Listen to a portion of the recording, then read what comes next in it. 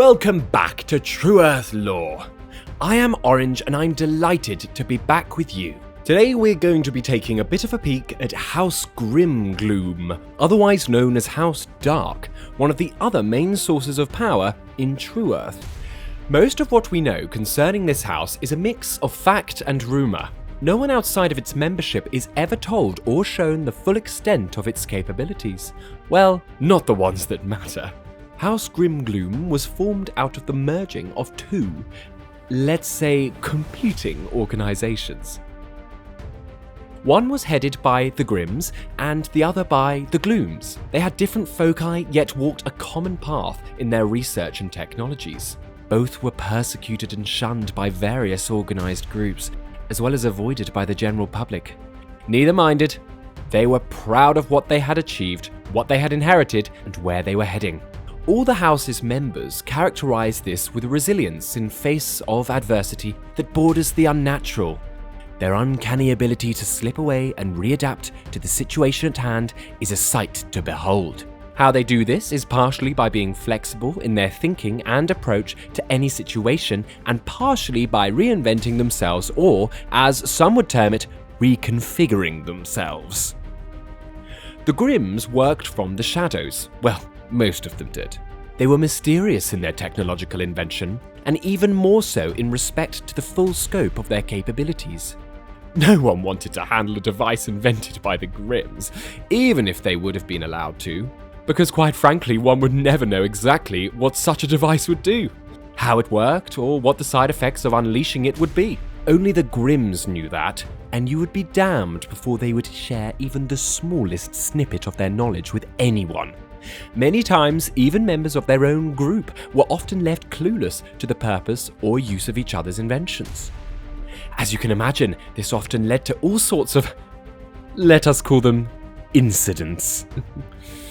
Their view of life was grim indeed, always on the lookout for danger, which most often was not present, but could be, according to the Grims, always shulking in the darker corners and always going for the thrills.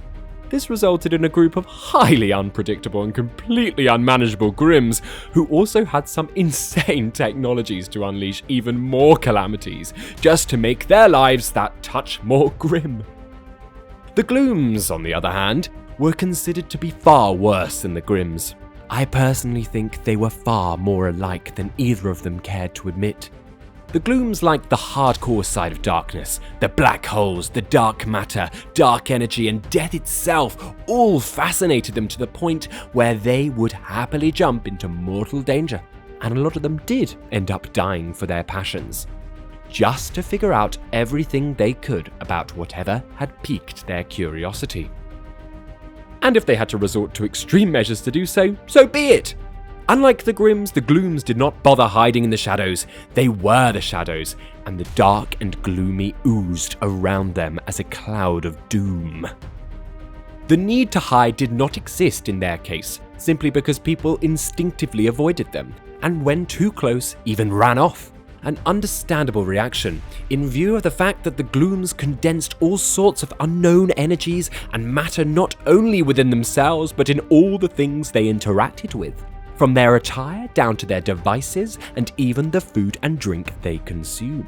Naturally, this drove the Grims' fascination to the point of overload and resulted in the two clashing, more often than not, in catastrophic ways. Their battles got to the point where they threatened not only each other, but everyone else who happened to be on the same continent during one of their clashes. It was during one such clash that something happened. No one seems to be exactly sure what it was.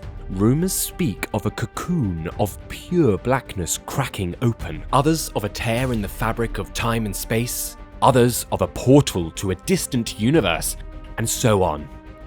The accounts are as wild as they are varied. What we do know is that following this, everything changed. Suddenly, for no apparent reason, the Grims and the Glooms made a series of accords unifying them under what is now called House GrimGloom. Their technical skills and knowledge were combined, although not effortlessly and smoothly, and House GrimGloom quickly became a powerhouse on TrueEarth. Mysteriously, this was also the time that accounts of the emergence of what is known to us as the Ancient Dark started bubbling up to the surface on the odd occasion, or 2, or 10. Whatever the case may be, their progress since those times of conflict has been swift and rapid, suspiciously so. Some whisper that it borders on almost unnatural, but we all know there is no such thing as the unnatural. House GrimGloom itself is a massive city hub spanning multiple continents. The main city is grown using dark matter and nanotechnology and is powered by energy from black holes. Its structures are formed out of an organic-like metal substance which not only heals itself, but also has the ability to absorb energy and grow in programmed ways. Additionally, one of the fascinating contributions of the Grims was the know-how and ability to alter the oscillations of all and any matter. What this achieved was the ability of the rings and any building formed upon them to shift their very density, or would dimensionality be a better term for it, in which they reside.